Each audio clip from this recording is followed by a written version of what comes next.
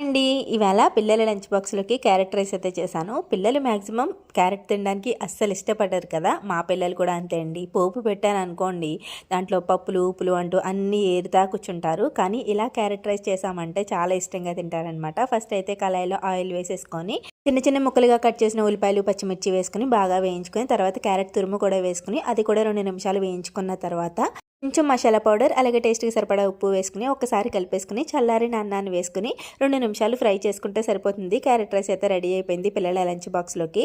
ఇంకా పిల్లలకి బ్రేక్‌ఫాస్ట్‌లోకి దోసలైతే వేశాను. పిల్లల్ని స్కూల్‌కి పంపేసిన తర్వాత నేను కూడా చిన్న చిన్న పనులన్నీ చేసుకొని ఫ్రెష్ అయ్యి జాకెట్ అయితే కట్ చేసుకుంటున్నాను. ఇంకా తర్వాత చెట్టుకి పువ్వులున్నాయి కదా అని చెప్పి ఆ పువ్వులన్నీ కోసి మాలైతే కడుతున్నానండి. ఇప్పుడు మొల్లల సీజన్ కదా, బాగా కాస్తాయి పువ్వులు. ఇంకా లంచ్‌లోకి మా కోసం వచ్చేసి పాలు, ఆనపకాయ పోపైతే పెట్టానండి. టేస్ట్ అయితే కమ్మగా చాలా బావుంటుంది. ఇంతకీ మీ లంచ్‌లోకి ఏం వండుకున్నారు? కామెంట్ చేయండి. అలాగే ప్లీజ్ వీడియోని లైక్ చేయండి. బాయ్.